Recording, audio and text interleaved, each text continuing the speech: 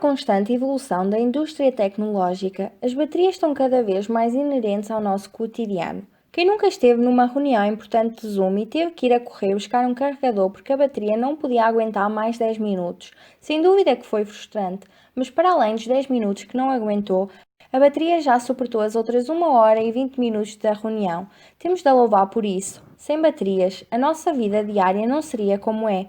Ainda assim, as melhores baterias vão perdendo a sua capacidade diariamente até chegarem a um ponto em que morrem.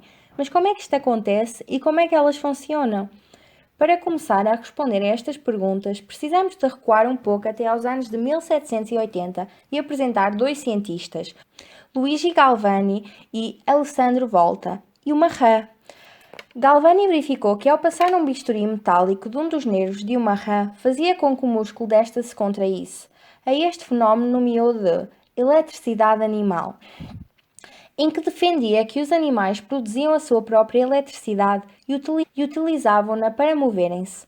Com base nesta teoria, Galvani ligou a perna de uma rã à medula espinal, utilizando duas peças de metal e verificou que quando os metais se tocavam, de forma a fechar o circuito, ocorria um fluxo de cargas e a perna da rã estremecia. Mas Volta não concordou com esta teoria e defendeu que o metal do bisturi era o que fazia a perna da rã se mexer, o que levou a concluir que o que criava a corrente elétrica eram os metais em contacto e não a rã, sendo que as peças de metal eram o que originaram as contrações que se observavam. Para comprovar a sua teoria, Volta apresentou uma experiência inovadora, que consistia em empilhar alternadamente uma placa de zinco e uma de cobre, separadas por papel ou por um pano embebido numa solução de água salgada. Observando que ocorria uma reação de oxidação-redução entre os metais, assim sendo, o zinco oxidava-se, ou seja, perdia eletrões que mover-se-iam para a água, sendo este processo denominado redução, acabando por produzir hidrogênio na sua forma gasosa. Volta pensava que a reação estaria a ocorrer no cobre, mas na realidade ocorria na solução. Ainda assim, honramos a sua descoberta, nomeando a unidade de potencial elétrico Volt. Hoje em dia, a bateria é constituída por um invólucro de plástico que indica a capacidade e a voltagem da mesma. Esta possui terminais que estão eletricamente isolados um do outro. No seu interior possui uma parte de aço que faz com que não haja interações com a atmosfera. Estes materiais são especialmente selecionados pois as reações químicas geram níveis de voltagem e corrente. O ânodo é constituído por óxido de manganésio e grafite, que acelera a condutividade e reduz a densidade energética. Seguidamente, temos uma barreira fibrosa que inibe o contacto entre os materiais do ânodo e o cátodo. A bateria é encerrada com uma tampa de plástico de nylon. Posteriormente, um pino de latão é inserido no zinco com uma tampa de aço que resulta no terminal negativo.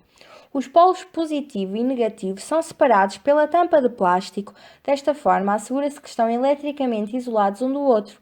Caso isto não se sucedesse, os eletrões poderiam chegar ao polo positivo e criar um curto-circuito na bateria. Dentro da pilha existe um ciclo de redução-oxidação, que cria um fluxo de eletrões entre o cátodo e o ânodo, e se ligarmos uma lâmpada entre os dois, ela receberá energia. Desde o século XVII, os cientistas afinaram a invenção de Volta, substituindo a solução química por dry cells, preenchidas pela pasta química, mas o princípio permanece o mesmo. O metal oxida, enviando eletrões para realizar trabalho e criar energia antes de serem recuperados pela substância que é reduzida. Porém, qualquer bateria tem uma quantidade limitada de metal e quando a maior parte dele tenha oxidado, a bateria morre. Devido a essa desvantagem, foram criadas as baterias recarregáveis, que oferecem uma solução temporária, fazendo com que o processo de redução ou oxidação seja reversível, pois os eletrões podem fluir na direção oposta com a aplicação de eletricidade proveniente de uma fonte exterior.